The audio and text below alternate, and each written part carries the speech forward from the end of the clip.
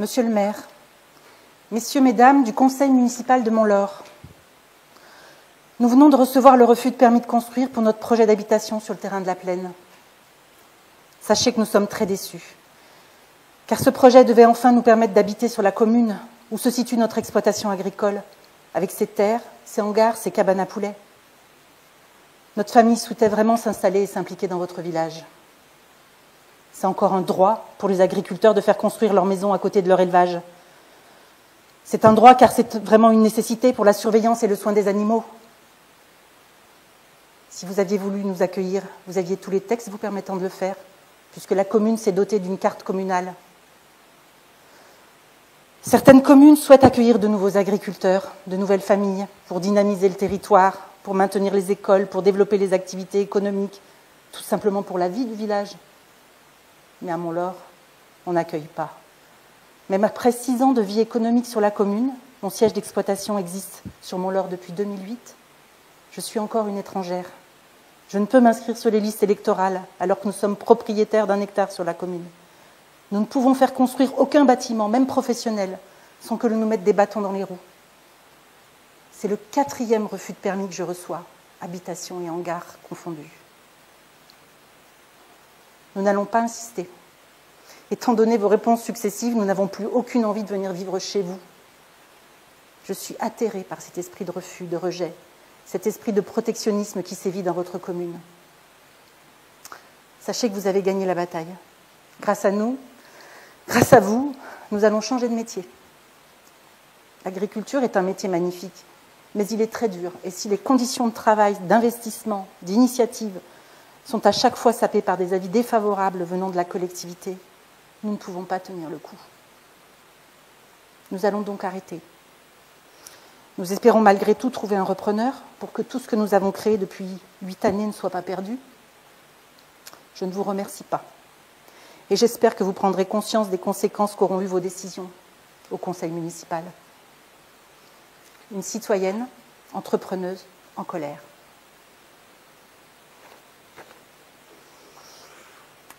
Bonjour, je m'appelle Caroline Dumas et comme vous avez pu le comprendre, j'ai été agricultrice pendant 8 ans. Je suis ingénieure agronome de formation. On n'est pas beaucoup de ma promo à avoir été agriculteur ou agricultrice. Je pense 2 ou 3 en fait sur 80.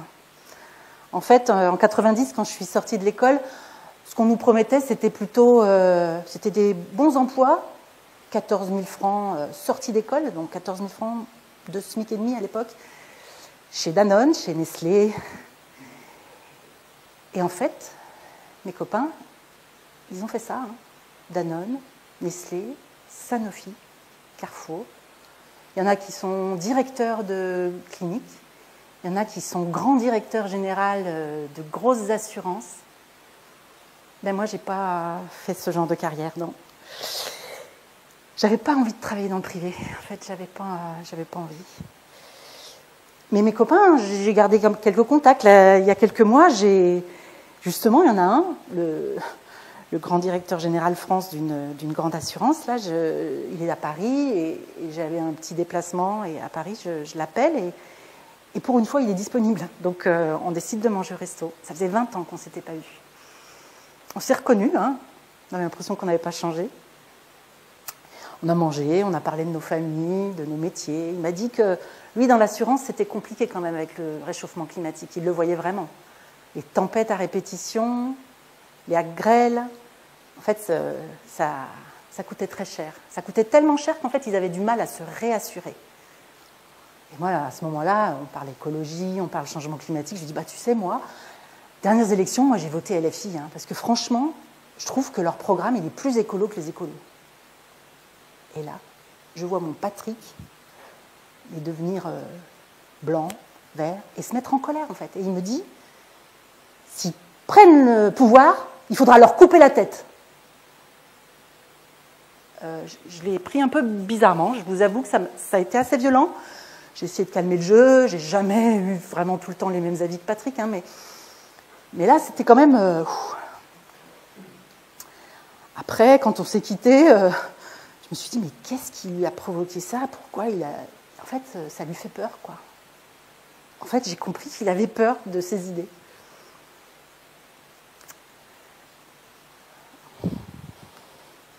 En fait, moi, j'ai travaillé beaucoup dans les associations, j'ai été un peu dans le public, mais tout le temps, en fait, sur l'agriculture et l'alimentation, production, transformation, distribution et même restauration. Et en 2015, il y a eu la lettre que vous avez entendue, j'ai tout arrêté. En fait, j'y croyais plus.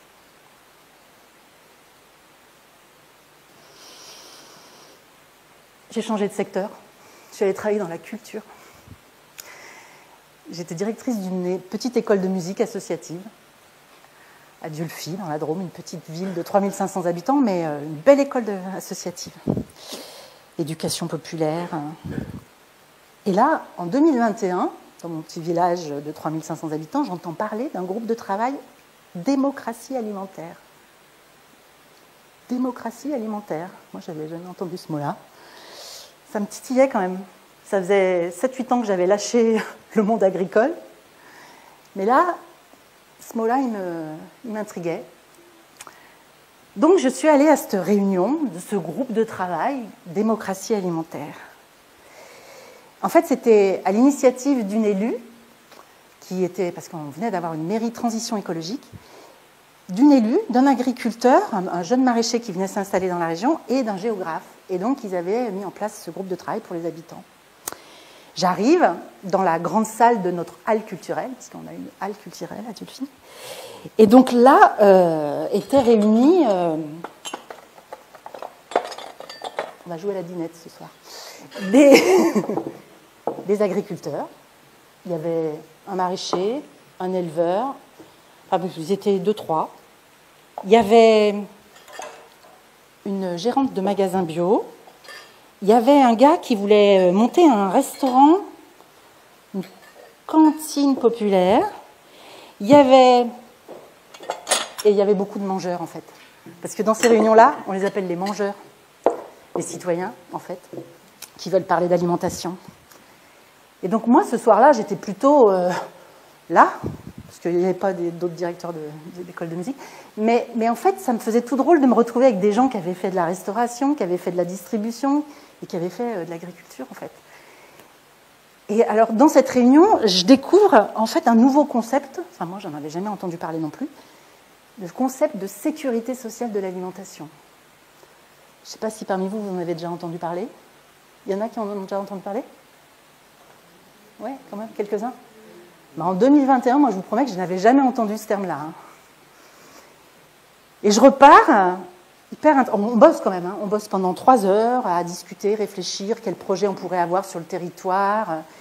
Et puis, une des conditions pour continuer à travailler dans ce groupe de travail, c'était qu'il fallait que tout le monde ait lu cette BD qui s'appelle « Encore des patates ». Je ne sais pas si vous connaissez, mais une jolie petite BD, en fait, qui a été éditée par le collectif de sécurité sociale de l'alimentation, qui existe depuis 2020-2021.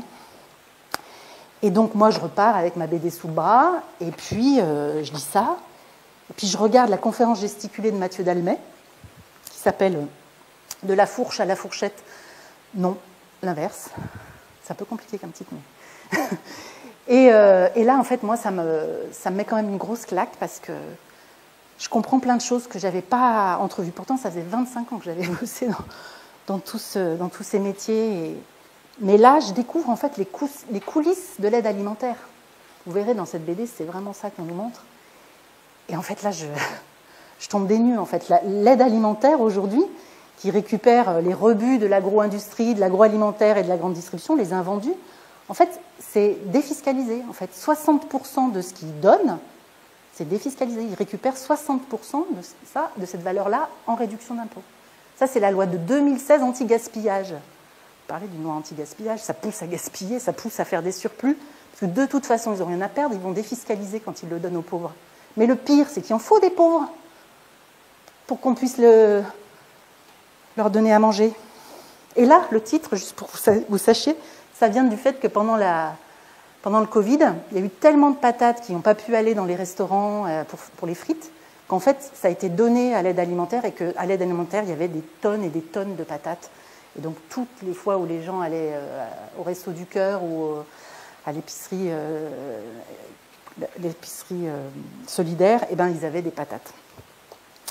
Donc je découvre ça, et puis je découvre aussi qu'en fait, il y a plein d'agriculteurs, parce que quand même, que je vous dise, derrière le collectif national, il y a la Confédération paysanne, il y a l'Atelier paysan, il y a les Amis de la Conf, il y a les CIVAM, qui sont un groupe d'agriculteurs de développement agricole qui a plus de 60 ans, qui défendent l'agriculture paysanne. Et en fait, ces gens-là, ils en ont marre en fait, d'être pauvres pour nourrir les plus riches. Et il y a vraiment une prise de conscience de cet ordre-là. Et moi, j'ai une espèce de soulagement parce que je comprends des dégoûts que j'avais au fond de moi. En fait, pour vous tout dire, je ne pouvais plus aller au marché ou dans des magasins de producteurs et me dire je vais sauver le monde en achetant. J'y arrivais plus, en fait. J'avais l'impression que c'était réservé aux gens qui avaient les moyens, que c'était de plus en plus cher et que c'était de moins en moins accessible. Et j'avais quelque chose vraiment qui me tordait le bide. Et là, je comprends en fait qu'il y a vraiment tout un tas de gens qui n'acceptent plus cette situation. Et je vous assure que ça fait du bien et ça donne envie de nouveau retourner œuvrer pour ça. Et donc la sécurité sociale, moi en fait, en 2021, j'avais jamais creusé le truc. Qu'est-ce que ça vous fait penser à quoi, sécurité sociale? Quand on vous dit sécurité sociale, vous pensez à quoi?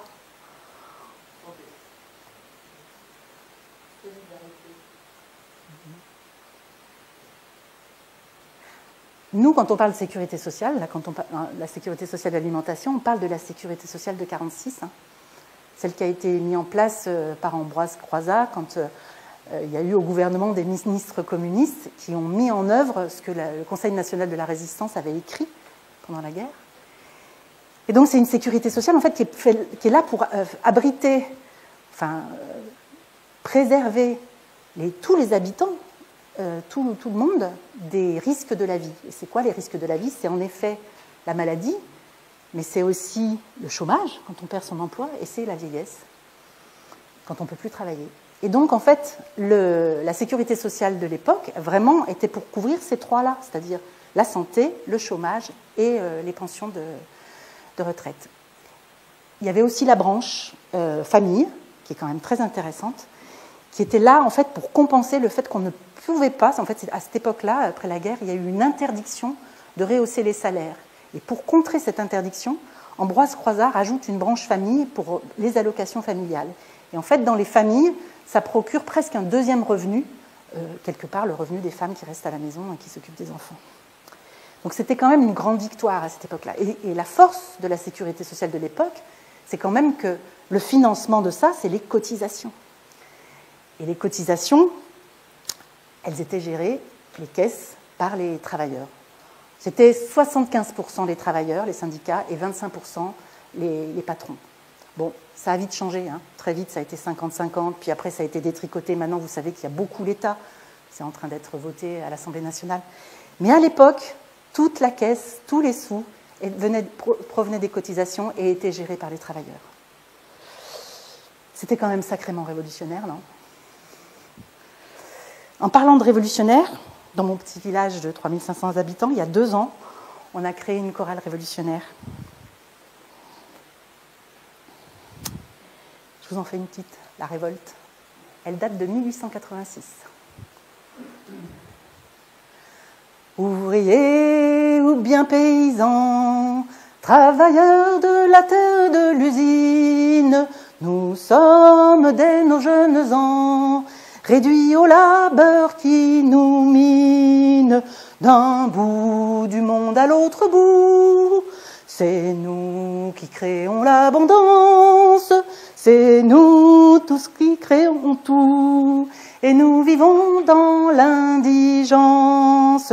Église, parlement, patriarcat, état, militarisme, patrons et gouvernants, débarrassons-nous du capitalisme, pressant est notre appel, donnons l'assaut au monde autoritaire, et d'un cœur fraternel, nous réaliserons l'idéal libertaire. Déshérités, soyons amis de... pardon. Mettons un terme à nos tristes disputes, debout, ne soyons plus soumis, organisons la grande lutte, car nous ne voulons pas fléchir sous le joug qui courba nos pères, et nous voulons nous affranchir de ceux qui causent nos misères. Je m'arrête là.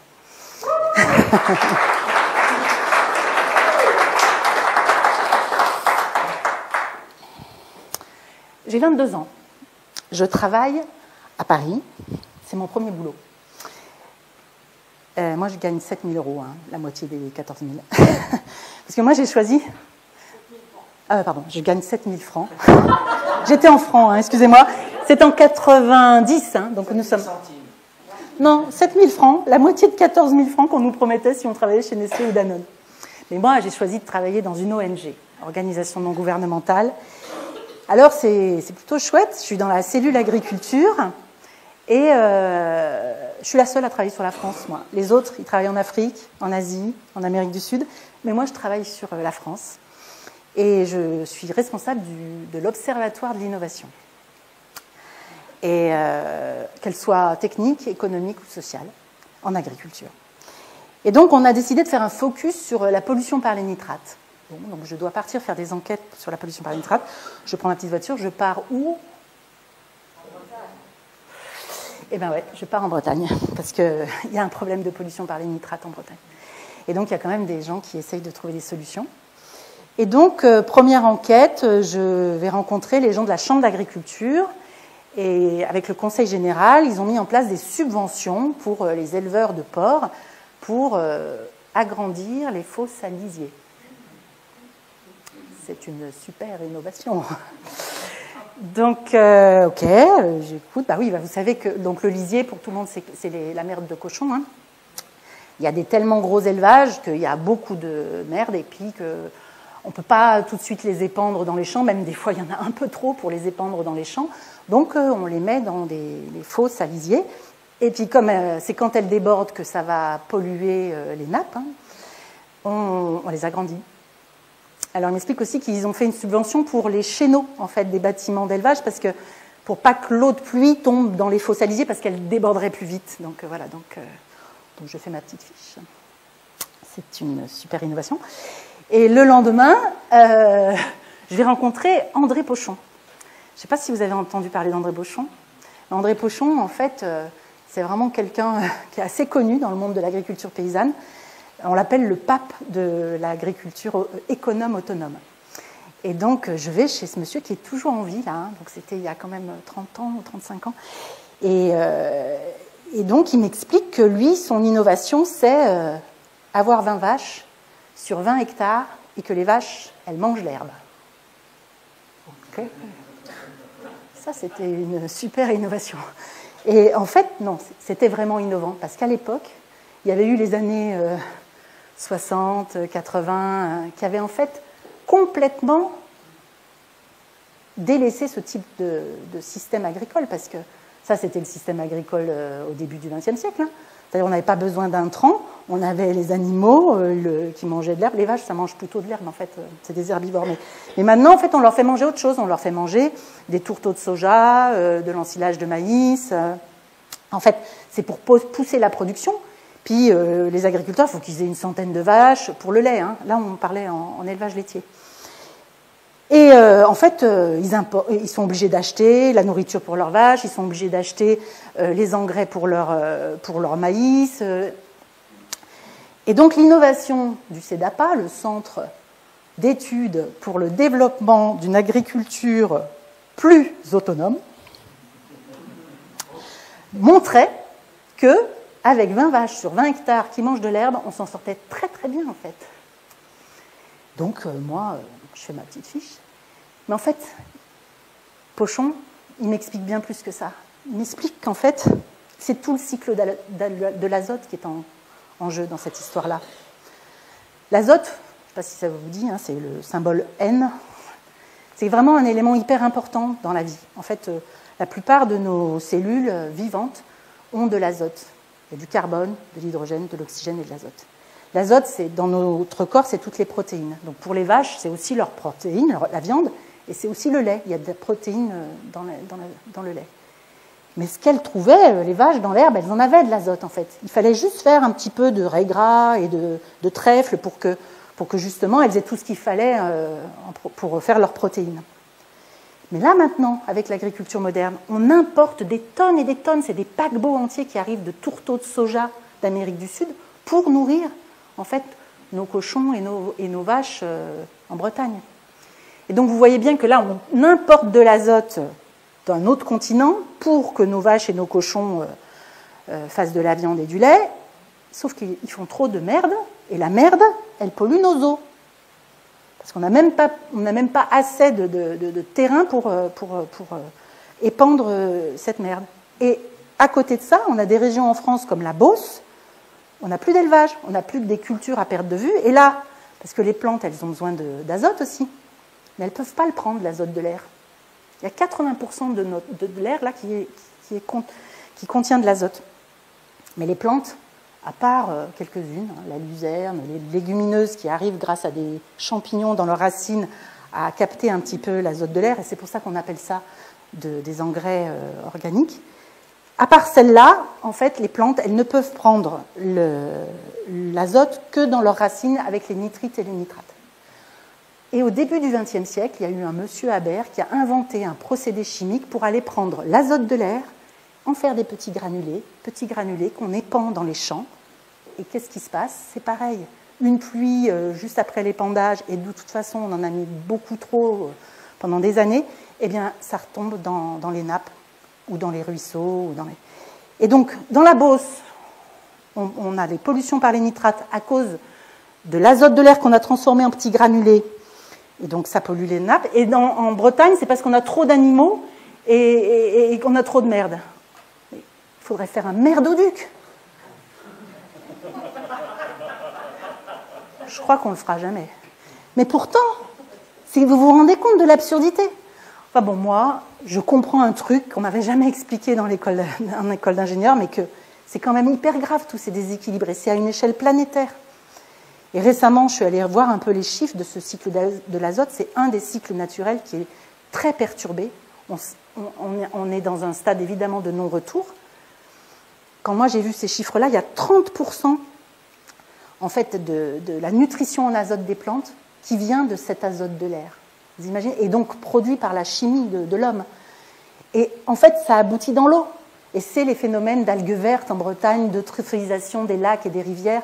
Donc en fait, on ne sait pas où ça va, mais enfin on sait que ça ne va pas très bien et que la question de la potabilité de l'eau est quand même en jeu dans cette histoire. Enfin, moi, c'est une grosse prise de conscience écologique et à 22 ans, 23 ans, je me dis que là, c'est clair que je ne pourrai jamais travailler pour l'agriculture conventionnelle et que je travaillerai donc pour l'agriculture bio, pour l'agriculture paysanne et aussi pour le système de polyculture élevage. C'est-à-dire qu'à l'échelle d'une ferme, on essaye de mettre des équilibres et qu'on respecte ce que fait très bien la nature. Peu de temps après, je crois que c'est 1 an après, j'ai eu la possibilité d'aller dans un colloque, c'était une convention étudiante. On avait rassemblé 400 étudiants, un peu européens et maghreb, des étudiants plutôt d'école d'ingénieurs, sur la question de la technologie et du déséquilibre planétaire. Et moi, ça m'intéresse bien, puis j'ai compris des trucs là. Et donc, à cette occasion-là, j'ai pu tenir un petit atelier pour parler du cycle de l'azote, parce que ça me tenait tellement à cœur qu'il fallait que vraiment j'en parle.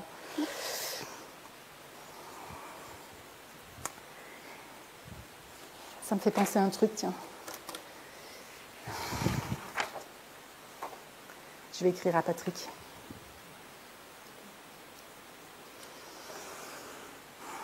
Cher Patrick, plus je réfléchis, plus je me dis qu'on nous formatait bien quand même dans notre école. On ne nous demandait pas vraiment d'avoir un esprit critique. Hein. Est-ce que tu te souviens du veau aux hormones? En 87-88, il y avait un vrai scandale, on entendait parler dans tous les journaux. Et un jour, il y a un copain dans l'amphi qui dit à notre prof de zootechnie, qu'est-ce que vous en pensez, vous, de vos hormones? Et là, Bozzolo, notre prof le plus charismatique de l'école, qui dit, ah, c'est que du battage médiatique, aucun fondement scientifique. Une femme qui mange, qui prend une pilule contraceptive, c'est comme si elle mangeait 1000 kilos de veau. Je me rappelle qu'à l'époque, je me suis dit, mais qu'est-ce que ça va faire dans la tête de tous ces ingénieurs agro? En fait, maintenant, on appelle ça la fabrique du doute. C'est une technique très utilisée par les industriels qui créent des fausses informations ou des espèces d'écrans de fumée. Là, on était un peu dans un écran de fumée. Et moi, je suis persuadée qu'il y en a encore dans notre promo qui pensent que c'était du buzz médiatique. Bon, 1 an après, l'Union européenne, elle a interdit ces pratiques de veaux aux hormones en France et elle a interdit l'importation de veaux et de bœufs élevés de cette manière-là.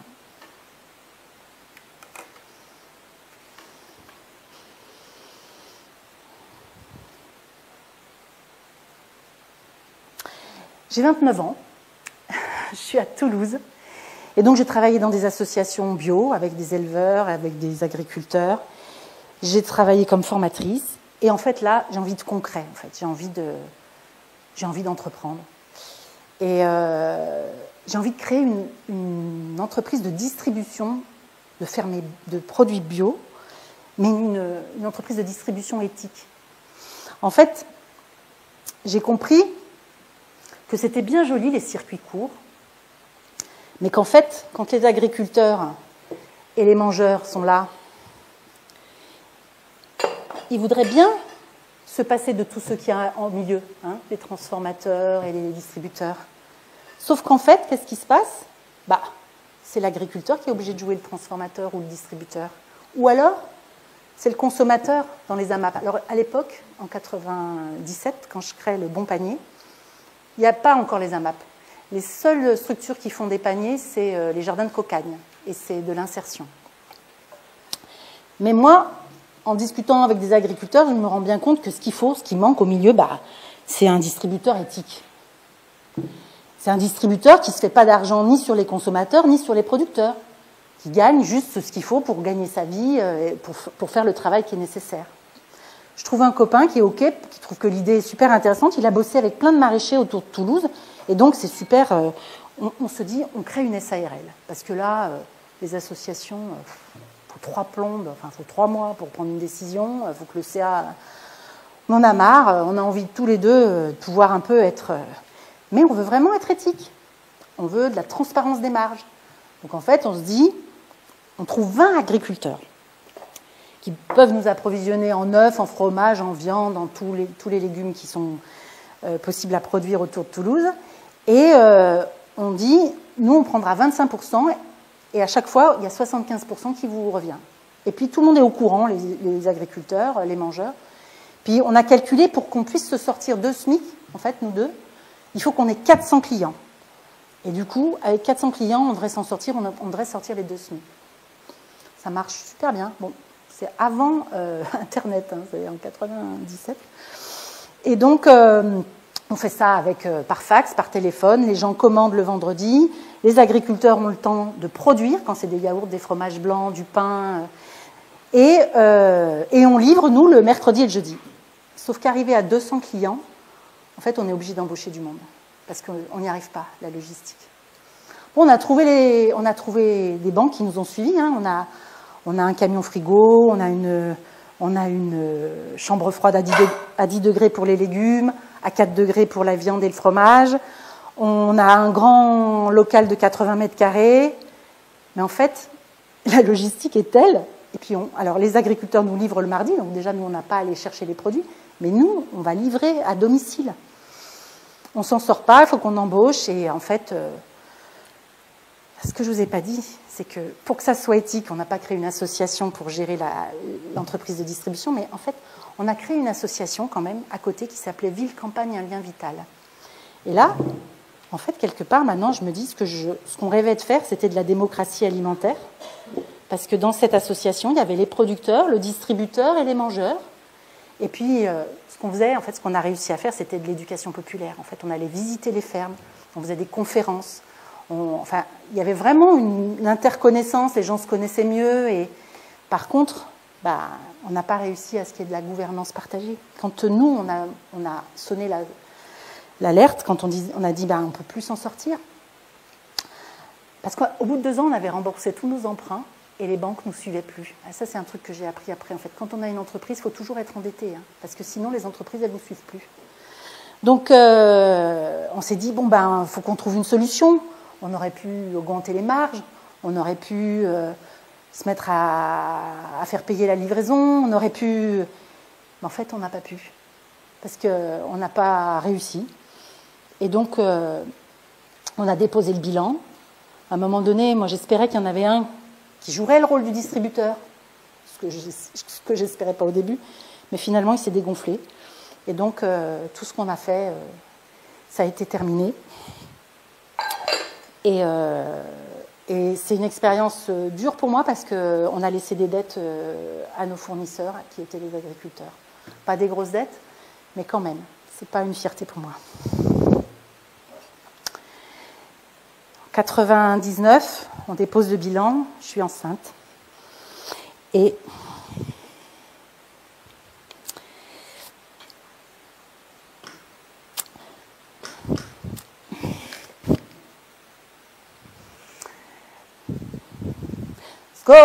skovet na yarugo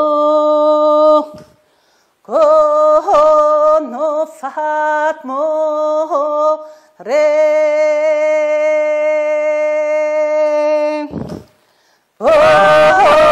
no fatmo re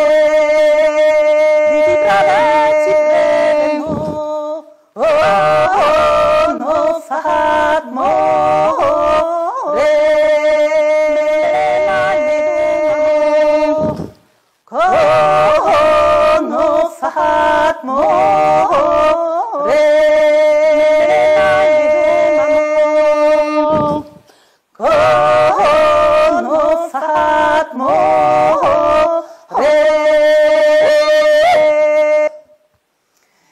C'est un chant albanais.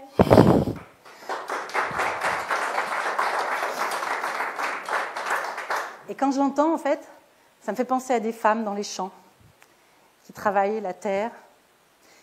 Je ne sais pas si vous savez, mais en fait, au niveau mondial, 70% de la nourriture est produite par les femmes.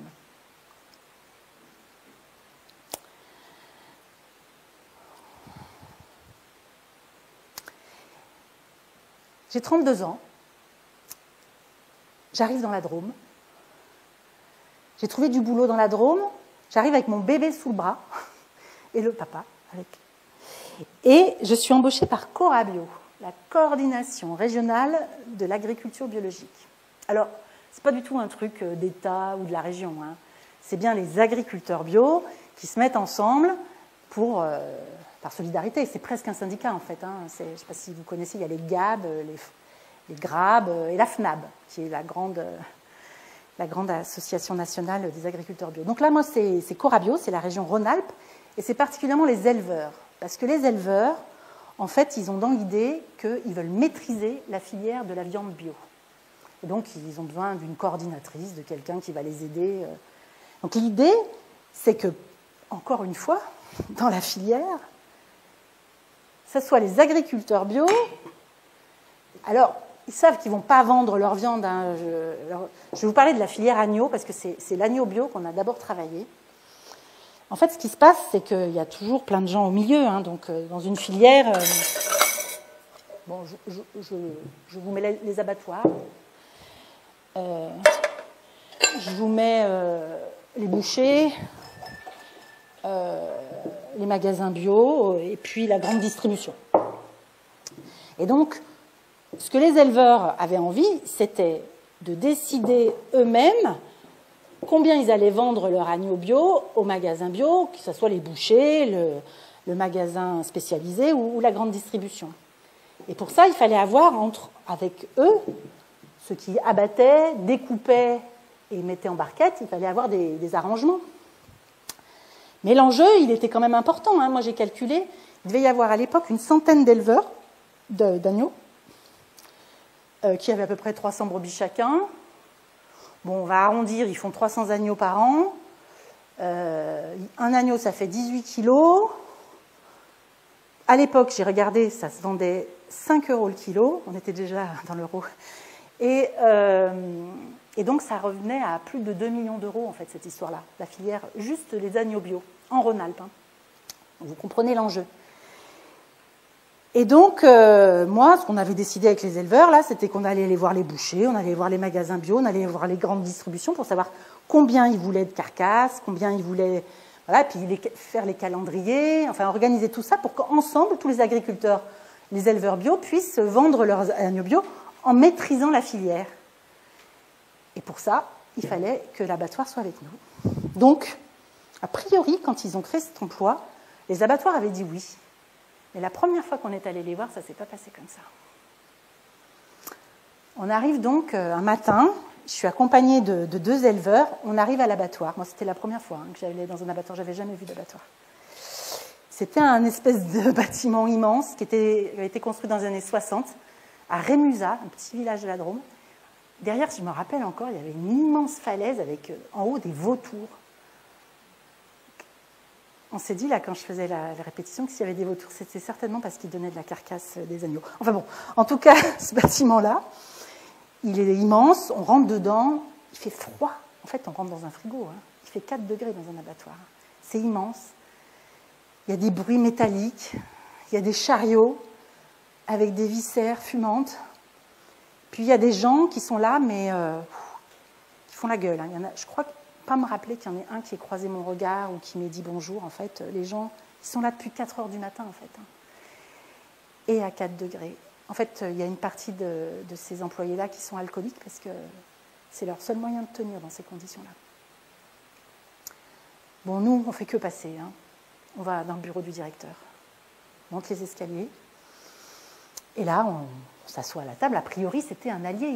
Il était OK pour qu'il y ait une maîtrise de la filière. Donc, on s'assoit, on lui explique, bon, bah, monsieur Baudouin, dans 15 jours, on va voir le commercial de Carrefour Grenoble, là. Et donc, il faut absolument que... Bah, on va parler quantité, calendrier, mais il faut qu'on puisse lui parler prix. Et si on doit lui parler prix, il faut que vous nous disiez, nous, combien on doit... compter pour votre prestation d'abattage, votre prestation de découpe et votre prestation d'emballage. Et en fait, à ce moment-là, je crois qu'il a enfin calculé qu'on lui demandait d'être prestataire, en fait. Et ce n'était pas du tout l'habitude dans ce milieu-là. D'habitude, l'abattoir, en fait, il achète l'agneau vivant au prix de l'agneau vivant qu'il veut acheter. Et puis après, il se débrouille. C'est lui qui va vendre au magasin, au boucher, et c'est lui qui décide. Il négocie. Et en fait, là, il se rendait compte qu'il perdait la niche en fait, de la viande bio, parce que à l'époque, la viande, elle commençait déjà à être en difficulté. Et par contre, tout ce qui était alimentation bio, c'était une croissance à 2 chiffres. Et donc, ils espéraient, quelque part, peut-être sauver l'outil de production grâce à cette niche de la viande bio. Bon, en tout cas, quand on est sorti de cette réunion, on a compris que c'était foutu. Parce que, d'abord, des abattoirs de cette taille-là, il n'y en a pas beaucoup. Que beaucoup d'éleveurs, en fait, avaient besoin de cet abattoir-là pour amener leurs agneaux. Et que si lui, il n'avait pas voulu, il y avait de fortes chances que même celui qui était à 200 km ne veuille pas non plus. En tout cas, ma mission a été terminée quelques semaines qui ont suivi, parce que c'était une mission impossible. Les agriculteurs bio ne pourraient pas maîtriser la filière.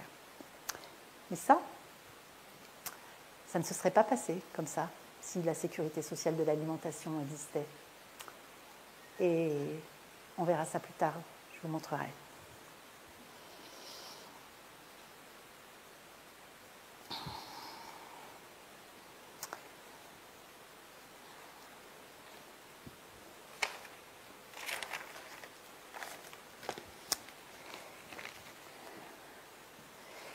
C'est un champ de l'Aubrac, c'est une autre région d'éleveurs.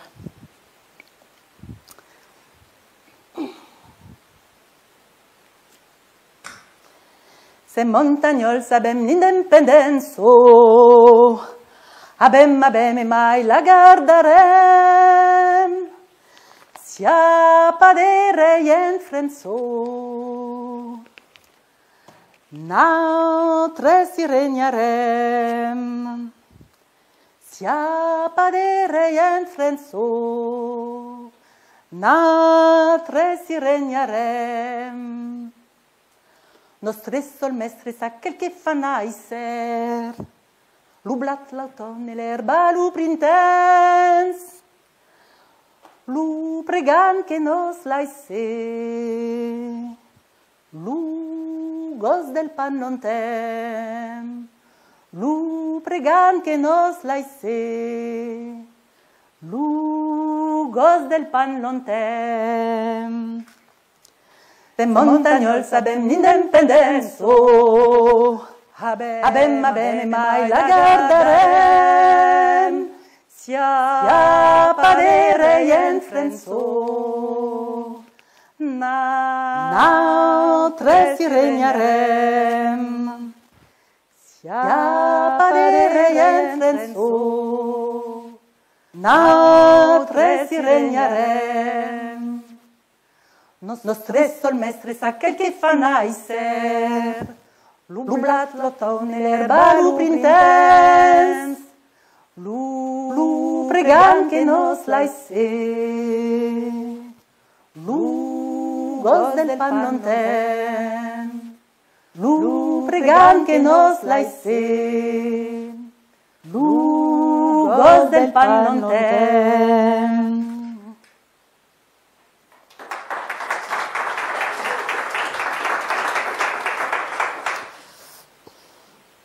Donc la mission est terminée. J'ai 35 ans. J'habite à Die, dans la Drôme, je suis restée. Et avec des copines, je suis au chômage, je suis maman solo, une petite fille de 4 ans. Et j'ai des copines en fait qui rêvent de monter un restaurant bio-végétarien. Alors c'est pas que je sois complètement dégoûtée de la viande après cette histoire-là, mais bon, moi ça m'intrigue et puis ça m'intéresse quand même. Et puis en fait, j'ai créé des associations, des entreprises. Donc je leur dis, allez, banco les filles, on le crée ce restaurant bio-végétarien. Alors ce restaurant bio-végétarien, il s'appelle le Chaiwala. Alors, et on est quatre copines. Il y a Sophie Do. Alors elle a travaillé, elle a beaucoup voyagé en Inde et elle cuisine super bien indien. Elle est très végétarienne. Et en fait, on est super contente parce que en fait, c'est elle qui va nous apprendre à cuisiner. Enfin, il y a aussi Véro. Alors, Sophie Do, elle a une petite fille de 4 ans. Il y a aussi Véro qui, elle, a vécu longtemps au Mexique. Et donc, elle est végétarienne aussi, plein d'impôts. Et elle cuisine super bien, donc c'est génial. Il y a Chantal. Chantal, alors elle n'est pas végétarienne, mais elle est super contente. Et elle démissionne, enfin non, elle démissionne pas, elle prend une dispo. Elle bossait à l'ANPE, enfin Pôle emploi, enfin France Travail. Et du coup, elle prend une dispo pour être avec nous. Et puis il y a moi. Et moi, je suis pas végétarienne, mais ça me plaît quand même. Puis je vais apprendre à cuisiner végétarien. Et donc, en fait, j'arrive à les convaincre de créer une SCOP. C'est la première SCOP de la vallée de la Drôme. Mais je leur dis, écoutez les filles, on veut travailler tout à temps partiel, parce qu'on a toutes des enfants en bas âge. On veut travailler à temps choisi, c'est-à-dire qu'on veut choisir notre emploi du temps. Et on a envie d'être salarié, parce que quand même, être salarié, c'est quand même bien pratique. On a toutes des minima sociaux. Et donc, être en SCOP, société coopérative de production, c'est être salarié et être son propre patron. Donc, on crée cette SCOP. Et comme c'est la première SCOP de la vallée de la Drôme, et comme on est 4 filles, on arrive à avoir quelques subventions. Et donc, nous, vraiment, c'était bio, c'était végétarien. On avait trois agriculteurs, 3 maraîchers qui, en fait, étaient dans le coin et qui nous livraient les légumes. Ils avaient même les clés de la réserve et c'est eux qui nous apportaient les légumes, même le matin, enfin, quand ça les arrangeait. Et puis, on avait quand même pas mal de clients. Die, c'est une petite ville, hein, c'est 4500 habitants. Et ça, c'était en 2004. En fait, ça a marché. Mais bon, ce que je voulais vous partager là, c'était que Ce qui est original quand même dans une SCOP, c'est qu'on fait des réunions de salariés et on fait des réunions d'associés. Alors je vous donne un exemple. Là, c'est une réunion de salariés. Donc on les faisait souvent à la fin du resto. On se retrouvait dans le resto autour d'une table. Et là, on devait gérer notre organisation. Donc, je vous fais un exemple. Là, c'était Chantal. En fait, elle était embêtée parce que mardi de la semaine prochaine, elle ne pouvait pas faire le repas parce qu'elle elle était coincée. Bon, je suis coincée, les filles, mardi prochain. En fait, je dois emmener Lia chez ses grands-parents. Je suis désolée, il n'y a pas quelqu'un qui me peut prendre mon mardi soir? Bon, alors là, c'est Sophie qui dit, bon, écoute, moi, je te prends ton mardi soir, mais tu me prends mon vendredi. Bah ouais, pas de problème. Bon, alors moi, je leur dis, bon, je change les plannings, comme ça, ça sera écrit. Et puis là, il y a Véro qui dit, bon, moi, j'en ai marre, je ne trouve jamais les grilles du RoboCoupe, là, depuis qu'on a acheté le nouveau RoboCoupe. On avait dit qu'on les rangeait sous le tiroir du RoboCoupe. Ah, moi, je n'avais pas compris, je les rangeais ailleurs. Bah oui, j'ai bien vu que tu les rangeais ailleurs, je mets 2 heures pour les retrouver à chaque fois que j'en ai besoin. Bon, alors, est-ce que c'est OK? Tout le monde a compris où on rangeait les grilles du RoboCoupe? Et puis là, moi, je dis, les filles, dans 3 semaines, on a la soirée compte, là, et on n'a pas encore fait la com. Donc, qui s'occupe de faire la com? Et là, il y a Chantal qui dit, c'est moi qui le fais, parce que c'est moi qui ai invité Ico pour faire la soirée compte. Eh ben ouais, mais alors tu le fais, parce que si on les a pas la semaine prochaine, personne ne sera au courant, tu n'auras personne à ta soirée compte. Ah oui, je m'en occupe. Bon, voilà. Donc ça, c'était une réunion de salariés. Et puis, une fois par mois, on faisait autre chose. On se retrouvait, mais en tant que patronne. Et là, en fait, moi, on m'avait conseillé, quand j'ai fait ma formation à l'URSCOP, de bien différencier les réunions de salariés et les réunions d'associés. Donc, en fait, là, on faisait ça chez une d'entre nous, canapé, petit thé. Et là, en fait, on était les patronnes. Alors, on regardait les comptes. On décidait si on embauchait. Alors là, je vous fais une petite scène de 6 mois après la création du Chaiwala. J'étais gérante, parce qu'on avait décidé de faire une gérance tournante. Et donc pendant 2 ans, c'est moi qui étais gérante. Et je dis aux filles, voilà le chiffre d'affaires, c'est pas mal. Mais j'ai quand même un truc à vous dire, c'est que on va pas pouvoir se payer quand même nos heures de salon de thé.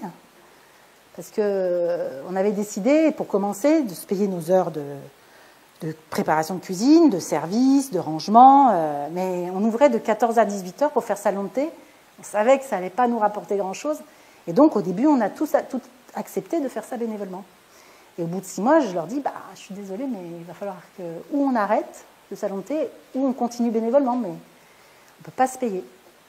Alors, on a eu une discussion, on pourrait encore continuer quelques mois quand même. Ouais, je crois que les gens, ils n'ont pas encore pris l'habitude. Oui, puis finalement, les heures de salon de thé, c'est quand même tranquillou. On peut faire un peu ce qu'on veut. Moi, je suis OK pour continuer bénévole. Moi aussi, je suis d'accord. Moi, je suis d'accord, mais peut-être 2-3 mois, pas plus quand même, parce que... alors, vous êtes OK, on continue? On continue. En fait, on a mis 2 ans pour pouvoir se payer nos heures bénévoles. Et c'est là aussi où on discutait des gros investissements qu'on avait à faire et de si on devait embaucher, comment on allait faire, etc. Voilà, donc je voulais vous partager ça parce que, en fait, ça, c'est un exemple de souveraineté sur son travail. Et en fait, moi, je crois que depuis toujours, ça a été super important pour moi d'avoir de la souveraineté sur mon travail. Ce qui s'est passé, c'est que le Chaiwala, ça a duré 10 ans, sous la forme de SCOP. C'est pas mal quand même. Il y a eu une dizaine d'associés salariés. Mais moi, en fait, au bout de 2 ans, je m'en sortais pas. On se payait 450 € par mois, parce qu'on ne travaillait pas non plus à temps plein, on se payait le SMIC. Et moi, j'avais un loyer de 531 €, je me rappelle encore du chiffre. Je faisais bien chambre d'hôte l'été pour m'en sortir et faire rentrer un peu des sous, mais en fait, un jour, j'ai dit aux filles, je suis désolée, mais là, il va falloir que je trouve un boulot, je ne m'en sors pas. Et donc, j'ai dû chercher du boulot. Mais si la sécurité sociale de l'alimentation avait existé, ça ne se serait pas passé comme ça.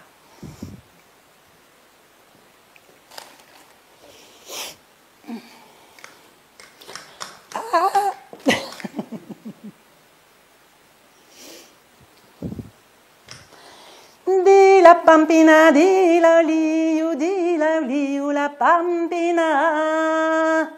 Venilo ventolato, poli alla dimizzi alla starilla fa. Venilo ventolato, poli alla dimizzi alla starilla fa. Venilo ventolato, poli alla dimizzi alla starilla fa. Di la pampina, di la liu, la pampina. Venilo ventolato, poli alla dimizzi alla starilla fa. Venilo ventolato, poli alla dimizzi alla starilla fa. Venilo ventolato, poli alla dimizzi alla starilla fa. Di la pampina, di la liu, la pampina. Venilo ventolato, poli alla dimizzi alla starilla fa. Venilo ventolato, poli alla dimizzi alla starilla fa. Venilo ventolato, poli alla dimizzi alla starilla fa. Vous avez entendu les filles du Chaiwala?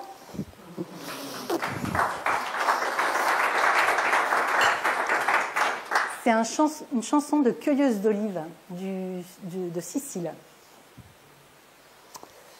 Je ne sais pas pourquoi je dis ça, les mangeurs ils sont toujours là.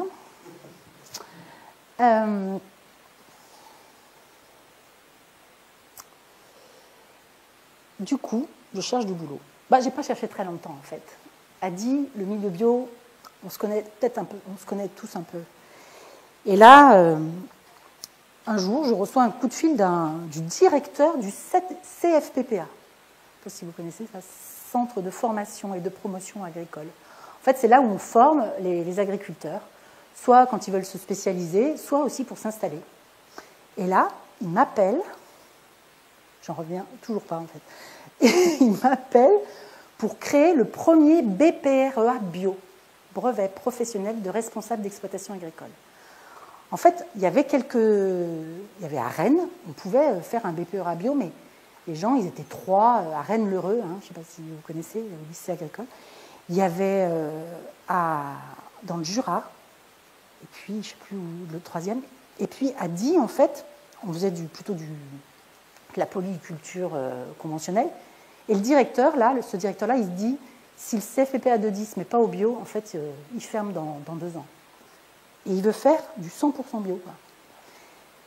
Et donc, on doit monter un brevet avec des compétences, des évaluations, tout ce qu'il faut, mais pour avoir un diplôme d'exploitant agricole bio. Donc, j'étais trop contente, puis pour une fois, j'étais bien payée pour faire un truc quand même super. Ce qui était chouette aussi, c'est qu'en fait, moi, je devais chercher les formateurs. Et du coup, j'avais des relations avec plein d'agriculteurs bio du coin pour qu'ils interviennent. Et là, je rencontre Jean-Michel. C'était un ingénieur agro qui était en reconversion. Il avait été comptable. Et il voulait s'installer. Et en fait, il avait des terres familiales. Et lui, il s'est mis à installer des petits fruits dans une commune, puis dans une autre. Puis installer plein de systèmes d'irrigation, aspersion, irrigation goutte à goutte, un lac collinaire, le truc. Donc c'était un peu un spécialiste de l'irrigation et du coup moi je l'embauche quelques heures d'intervention pour l'irrigation en bio, même si c'est la même que l'autre, mais lui il était spécialisé en bio. Et quelques mois après, je reçois un coup de fil de sa femme parce que Jean-Michel en fait il est tombé en burn-out d'agriculteur et il est à l'hôpital pour plusieurs mois. Mais il y a les framboisiers qui vont bientôt donner. Et elle a entendu dire que, en fait, je rêvais de m'installer agricultrice. Alors c'est vrai que c'était un rêve, mais pour moi c'était vraiment un rêve parce qu'en fait, j'avais pas un rond et j'étais pas du monde agricole, donc en fait quelque chose d'un peu inaccessible. Mais là, ça me tombe tout cuit, quoi.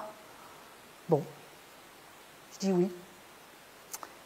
En tout cas, je sais que c'est un remplacement, quoi. C'est pas m'installer vraiment. Donc, pendant 2 ans, en fait, je me teste. Je reprends les framboisiers de Jean-Michel. Enfin, une partie, je n'ai pas pris toutes les communes où il avait planté. J'ai pris 2500 mètres carrés de framboisiers. Et pendant 2 ans, je me teste. Je crée mes recettes de confiture, de coulis. J'essaye l'autocueillette. parce que... Ah, mais je ne vous ai pas montré, en fait, là, vous voyez, j'ai 10 rangées de framboisiers, mais des rangées de 60 mètres de long. Espacées de 3 mètres, pour qu'un tracteur puisse passer. J'ai 5 variétés de framboises. J'ai des framboises depuis le 20 juin à peu près. C'était à peu près tout le temps, c'était marrant, au solstice d'été, les premières framboises apparaissaient. Et puis après, les variétés se succédaient jusque mi-novembre, en fait au premier gel. Mais j'avais des framboises jusque de fin juin à mi-novembre. Et là, je vous avoue que autant de framboises, en fait, toute seule, je ne pouvais pas les cueillir. Hein. Donc, en fait, je fais de l'autocueillette, les gens viennent cueillir, et puis ça marche, et puis, enfin, ça m'éclate, en fait, ça me plaît vachement. Jean-Michel sort de l'hôpital, et on discute, et en fait, il réfléchit que c'est quand même pas mal d'être deux pour tout ce qu'il a planté, et donc, il est OK pour que je m'installe aussi. Donc, je prépare mon installation officielle. Il faut que je me grouille quand même, hein, parce que j'ai bientôt 40 ans, et...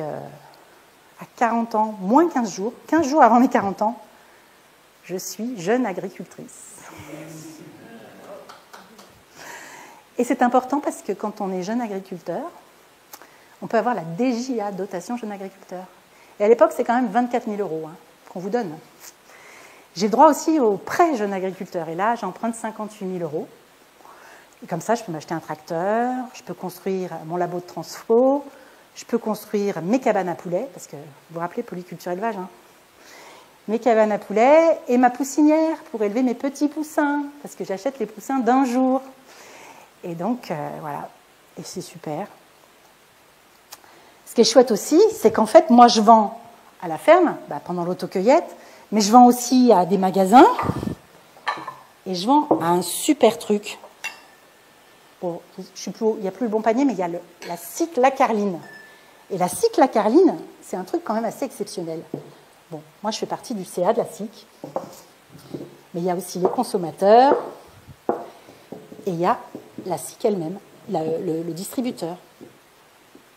Et donc, c'est encore de la démocratie alimentaire. Mais cette fois, il y a de la gouvernance. Parce qu'on a fait un collège de producteurs, un collège de consommateurs et un collège de distributeurs. Et on a tous 30% des voix. C'est une SIC, Société coopérative d'intérêt collectif. Et là, pour moi, ça, c'est un vrai distributeur éthique. Bon. En tout cas, j'arrive très bien à vendre mes confitures, mes coulis, mes poulets. Mais le problème, quand même, parce qu'il n'y a pas que, je vous le dis, le revers de la médaille, c'est qu'en fait, je gagne 400 € par mois. Et je travaille à temps plein, et mon compagnon aussi, enfin, pas à temps plein, lui. Il est conjoint d'exploitante, et il travaille à mi-temps sur la ferme et à mi-temps menuisier. Il faut ramener quand même un petit peu de sous. Et puis, si on ne vit pas trop mal quand même, c'est parce qu'on a les allocations familiales, les allocations logement, parce qu'on est au minimal, quoi, au minima.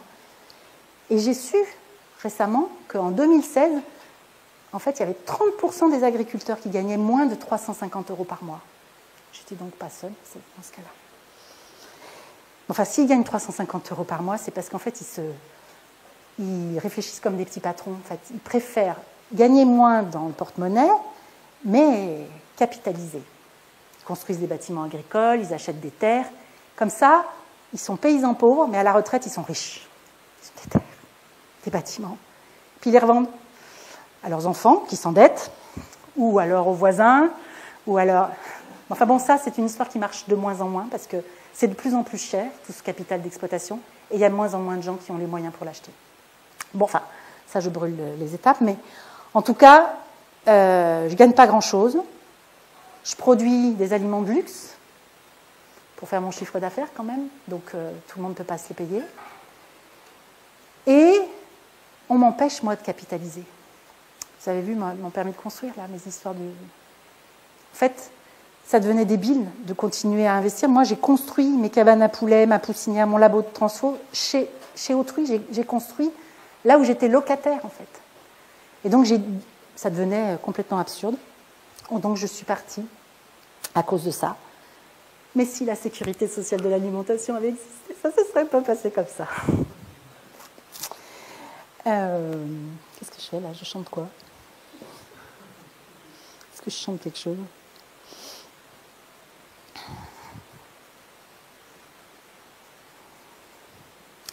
Je chante pas quelque chose, j'écris à Patrick. Je Cher Patrick,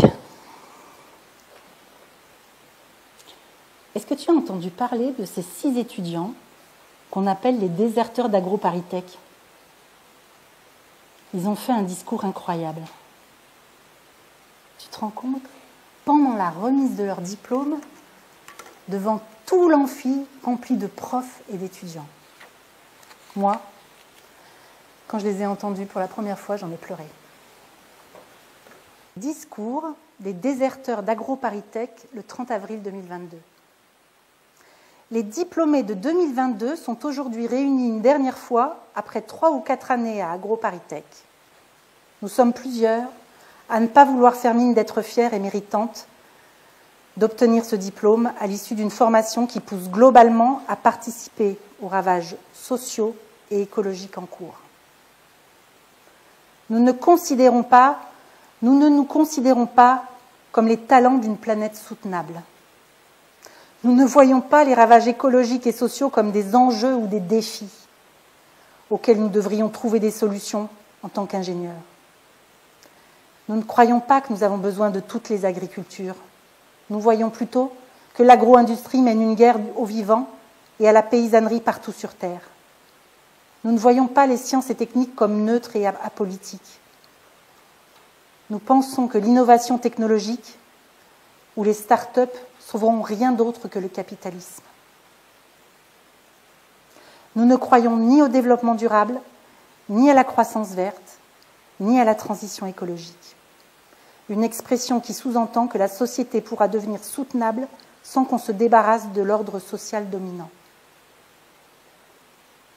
AgroParisTech forme chaque année des centaines d'élèves à travailler pour l'industrie de diverses manières. Trafiquer en labo des plantes pour les multinationales qui renforcent l'asservissement des agricultrices et des agriculteurs. Concevoir des plats préparés et ensuite des chimiothérapies pour soigner les maladies causées. Inventer des labels bonne conscience pour permettre aux cadres de se croire héroïques en mangeant mieux que les autres. Développer des énergies dites vertes qui permettent d'accélérer la numérisation de la société tout en polluant et en exploitant à l'autre bout du monde. Pondre des rapports RSE, d'autant plus longs et délirants que les crimes qu'ils masquent sont scandaleux. Ou encore, compter des grenouilles et des papillons pour que les bétonneurs puissent les faire disparaître légalement. Ces jobs sont destructeurs, et les choisir, c'est nuire en servant les intérêts de quelques-uns. C'est pourtant ces débouchés qui nous ont été présentés tout au long de notre cursus à AgroParisTech.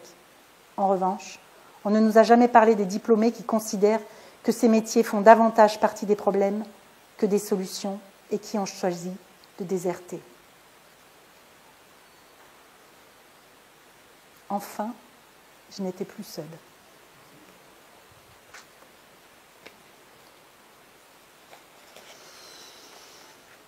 Alors, je vous raconte qu'est-ce qui se passe quand il y a une sécurité sociale de l'alimentation.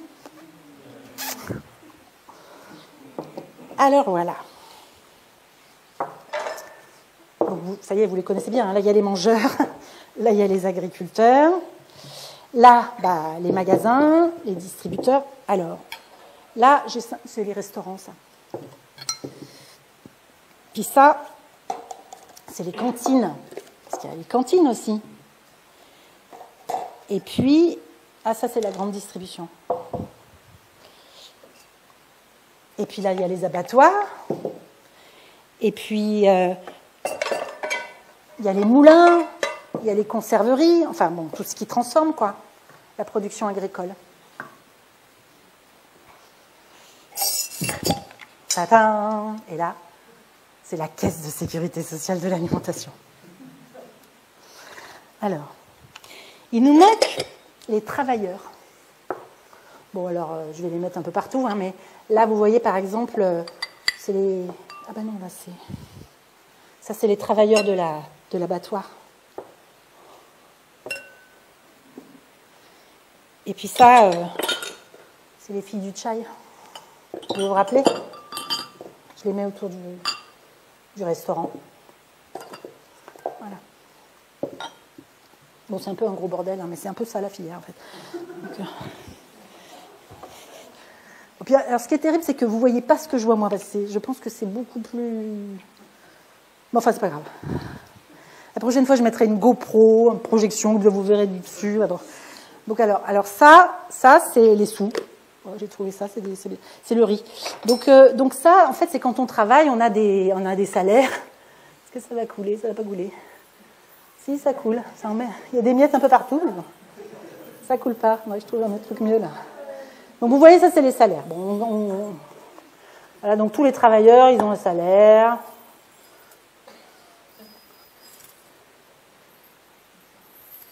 Il y en a, ils ont des tout petits salaires, puis il y en a, ils ont des gros salaires. Bon. Et alors, bon, évidemment, tous les travailleurs, il faudrait que je leur mette le salaire. Hein, bon, il y a tous les travailleurs qui ont un salaire, en fait, ils cotisent. Parce que là, ce qui se passe, c'est que tous ceux qui ont gagné un peu de sous, bah, ils cotisent. Voilà. Ça, c'est les travailleurs. Alors ça, c'est les mangeurs, mais c'est ceux qui ne travaillent pas. C'est les enfants, les personnes âgées, les handicapés, les malades, enfin voilà. Mais eux, il faut qu'ils mangent quand même. Donc ce que propose la Sécurité sociale de l'alimentation, c'est avec toutes les cotisations qu'on a récupérées, c'est qu'on va donner une allocation à tout le monde. Donc, les personnes âgées, les enfants. Et alors là, la Sécurité sociale de l'alimentation, telle qu'elle est aujourd'hui réfléchie, on se dit qu'en fait, une allocation de 150 € par mois, ça pourrait permettre de se nourrir, enfin en tout cas d'aider tout le monde à se nourrir correctement dans des magasins conventionnés. Bon, alors les travailleurs, ils ont cotisé, mais ils ont droit à leur allocation aussi. Hein. Tout le monde a le droit à son allocation. Et tout le monde a le droit à 150 € par mois. Mais alors, ces 150 € par mois, on peut les dépenser que dans le secteur conventionné. Alors c'est quoi le secteur conventionné? C'est ce qu'on a choisi, c'est ce qu'on veut manger en fait. Donc comment on choisit? Alors ça c'est ça. Eh bien c'est, vous vous rappelez toutes ces histoires de gouvernance? Eh bien c'est les mangeurs, les travailleurs. En fait on élit ou on tire au sort une partie de la population pour décider qu'est-ce qu'on va manger, qu'est-ce qu'on veut manger, et donc qu'est-ce qu'on veut produire. Et donc, ils décident, par exemple, je donne un exemple, parce qu'en fait, ça va être différent sur chaque territoire. Parce qu'on va choisir ce qu'on veut manger en fonction de notre culture, en fonction aussi de nos habitudes, en fonction de ce qui est produit sur le coin, quoi. J'ai appris qu'en Bretagne, il n'y avait pas de fromage, mais en Normandie, c'est sûr qu'ils vont mettre le camembert, quoi. Et chez nous, on va mettre le picodon. Et bon. Et puis, on va décider peut-être aussi de conditions sur l'élevage, sur le bien-être animal, ou on va peut-être aussi mettre des conditions, par exemple, sur les conditions de travail, dans les restaurants, ou dans les cantines, ou dans les... En fait, en tout cas, on peut écrire une charte de conventionnement qui va nous permettre de conventionner. Alors, c'est sûr que le Chaiwala, il sera conventionné, hein, vu comment on travaillait. La carline, pareil. Les agriculteurs bio du coin, bah, ils vont être conventionnés, puis ils seront tout contents, parce qu'en fait, tous les gens qui ont reçu leur allocation vont pouvoir acheter les produits chez eux. Bon, la grande surface, en fait, ça l'a fait chier, la charte de conventionnement, en fait, elle ne veut pas. Tant pis pour elle. Hein. En fait, il y en a d'autres. En fait, il y a des magasins de producteurs, des petites épiceries du petit village qui est super content en fait d'être conventionné. Alors ça, c'est une première partie. Mais on va plus loin. Rappelez-vous, la sécurité sociale de 1946, qu'est-ce qu'elle a fait sur le secteur conventionné de la santé? Elle a construit tous les CHU, les centres hospitaliers universitaires. Ben, la caisse là, elle va servir à agrandir les fermes, à améliorer les abattoirs. Donc ça, c'est de l'investissement, là. Je les mets dans le... À multiplier par deux la surface du Chaiwala, à créer, en fait, un camion d'abattage à la ferme pour faire le jus de pomme. Une unité de jus de pomme qui se déplace de ferme en ferme. En fait, on peut créer ce qu'on veut, en fait, avec... faire les investissements de ce qu'on veut sur les territoires.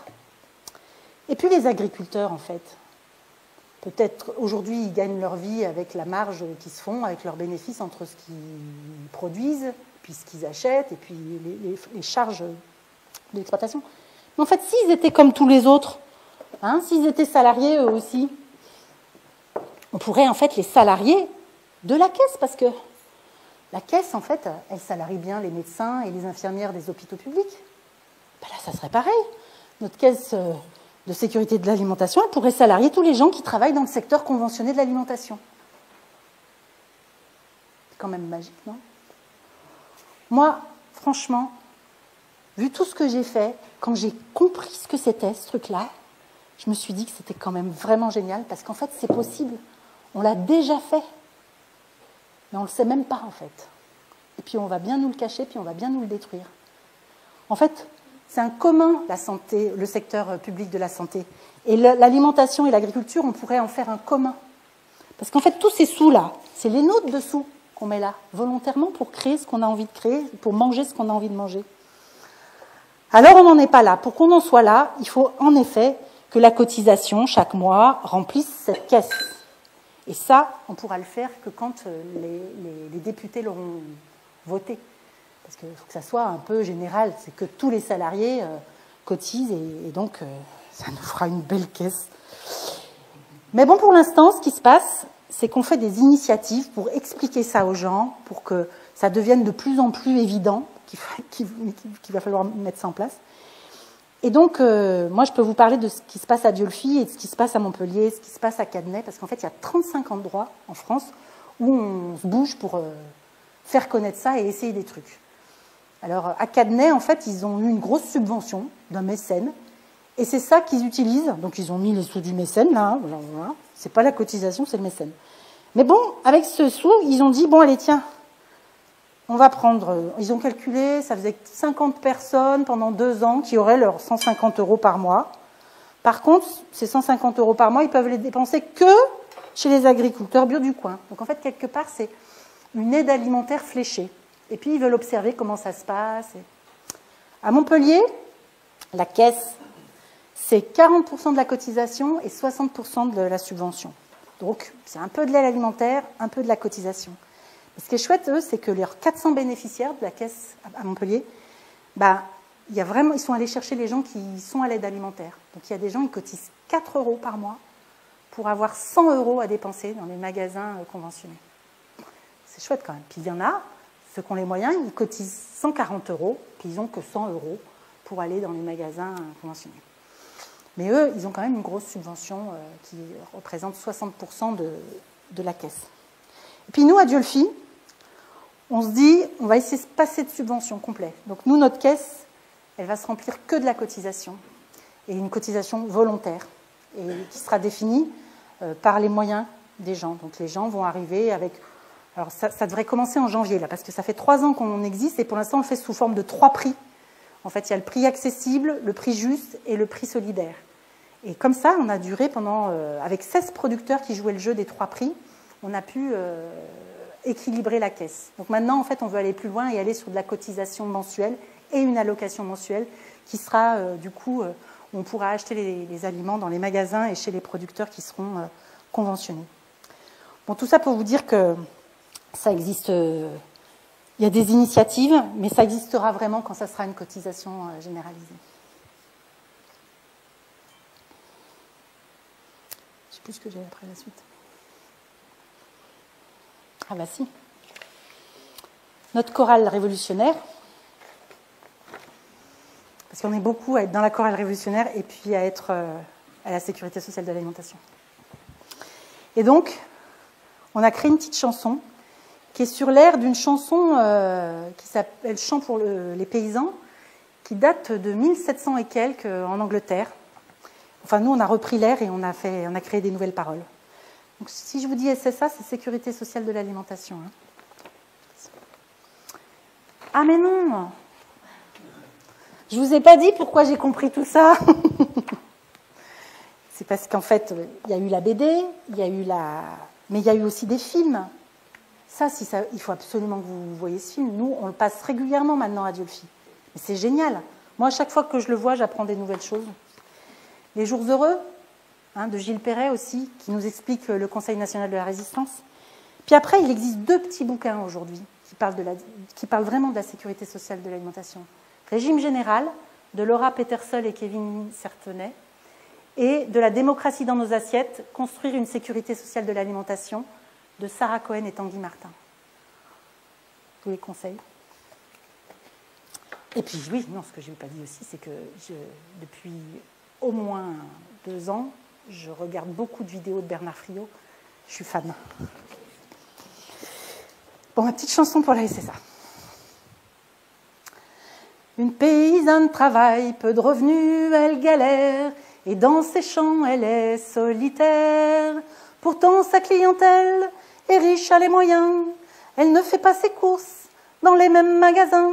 SSA, es-tu là? Un papy fait ses courses dans un grand magasin. Il ne peut plus manger ce qu'il aime bien. Les restos du cœur ou l'épicerie solidaire proposent que les surplus de l'agroalimentaire. SSA, es-tu là? Et le dimanche matin, on se retrouve citoyens, mangeurs et producteurs au turbin. On réfléchit ensemble pour pouvoir enfin manger de la qualité des paysans voisins. SSA, nous sommes là. Nous construisons ensemble un système pour demain. Chacun contribue selon ses moyens. Et une allocation qui répond aux besoins pour se nourrir avec les produits des copains. SSA, nous voilà.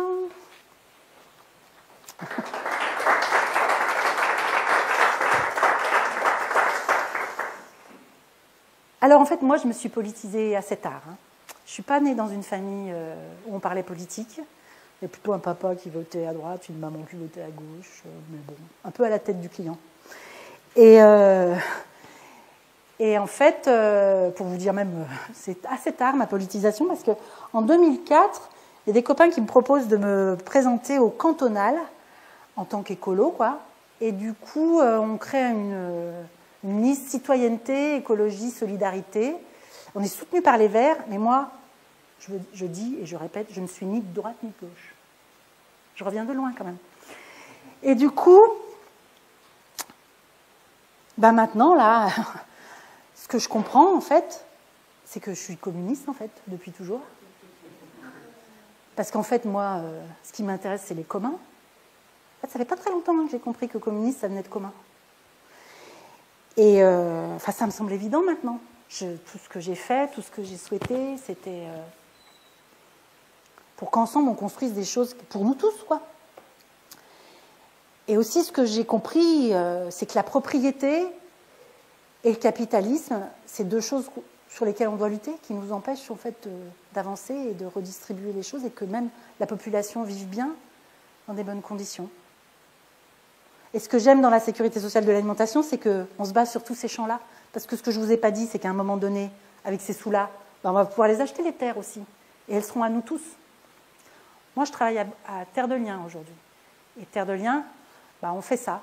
On achète les terres pour que ça devienne un bien commun.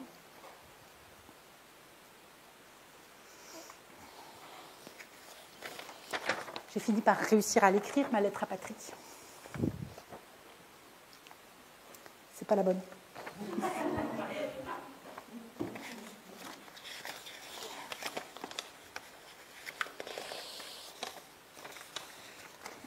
Ok. Elle est là.